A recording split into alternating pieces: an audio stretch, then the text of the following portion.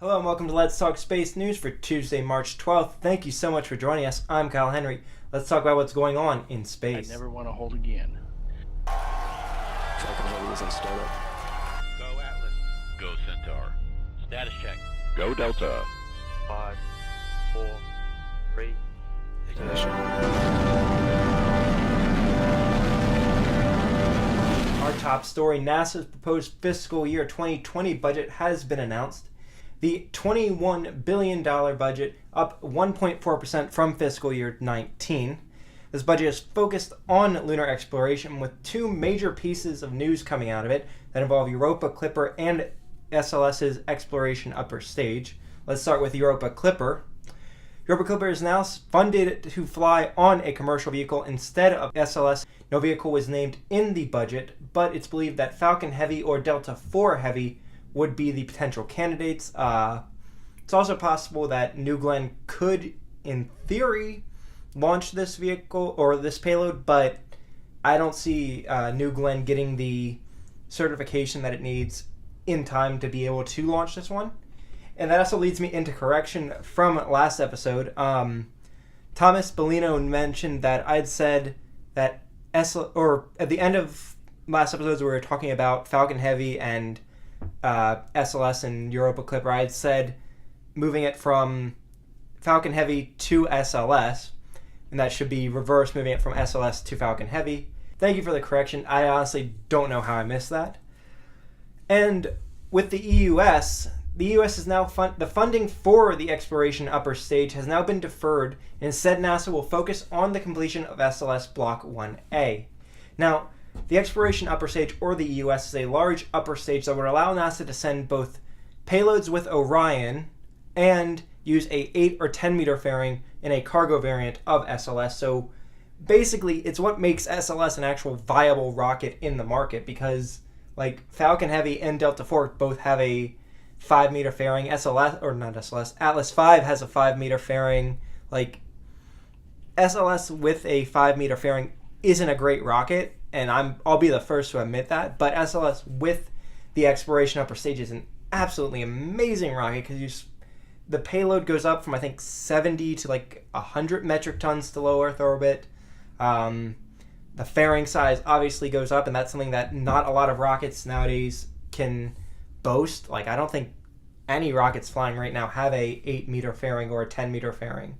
I believe New Glenn will have a 8 meter fairing when it starts flying, and Vulcan might as well, but right now no other rocket has a real 8 or 10 meter fairing.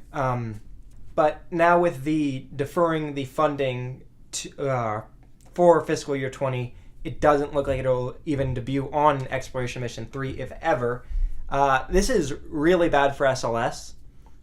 Both of these stories are really bad for SLS.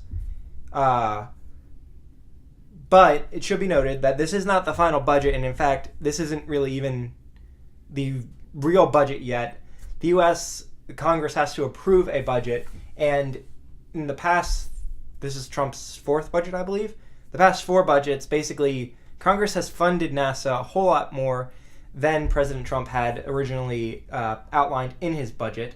And in fact, the Europa Clipper mission had been, in the last proposed budget by President Trump, had been moved to a commercial vehicle, only to be moved back to SLS in Congress. However, it should be noted that one Texas congressman who was a big fan of the Europa mission and was a big supporter of SLS did lose his seat in the 2018 midterm elections. So, in theory, this could actually stick with Europa Clipper staying with a commercial vehicle instead of flying on a SLS. And that's something it'll definitely be something to watch as Congress develops the next budget for NASA. But we still have a lot of time between that, and if it ends up like this last year, we actually won't have a budget for a couple of months until February. So it could be a year before we actually know what the fate of NASA and of SLS and Europa Clipper are. But this is not good at all for SLS. I'm not a big fan of this budget. And in the budget proposal announcement, they also announced that some Apollo lunar samples from Apollo 15, 16, and 17 had been opened for the first time. These samples were left unopened with the goal of having them looked at in the future when technology had advanced far enough that you could get a better examination of these samples than in the 70s when these samples were gathered. So it's interesting to see these samples opened. Really awesome work by the Apollo generation for thinking about even keeping these samples unopened and preserved. Like, I can't say that would have been the first thought on my mind when you have these moon samples from these specific missions. Like, especially Apollo 17, given that they did send a geologist to the surface and would probably have some better samples in that mission than in any of the other missions, because you have a geologist that actually has studied the field far longer than the Apollo astronauts did. The Apollo astronauts actually did receive geology training from, I believe it was a geologist, Harrison Smith, who flew on Apollo 17. But, to give up on looking at some of these samples, that would definitely be a very difficult decision by NASA, but obviously a good one. And down in Boca Chica, we have some Starship updates. First off, a Raptor was spotted in Boca Chica that will be used on the Hopper. This is the second Raptor to ever be built, or serial number 2 Raptor to be built that is flight worthy. The first one was the one that was tested at McGregor in January, and apparently they actually tested that one to destruction, so that one's not even around anymore. But aside from that Raptor, the Hopper was seen venting fuel the other day as it underwent its first tanking test.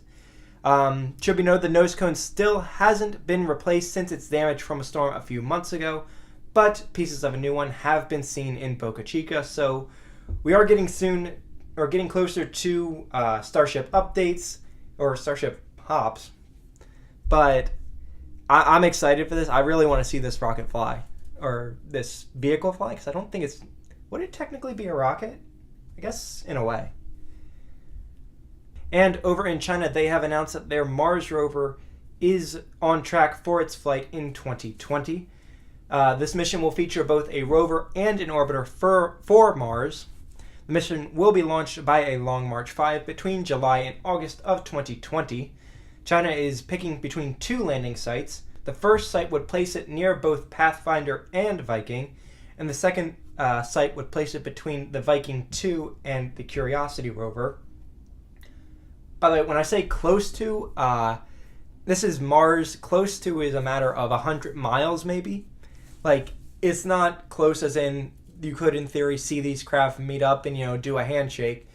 It's close as in planetary scale.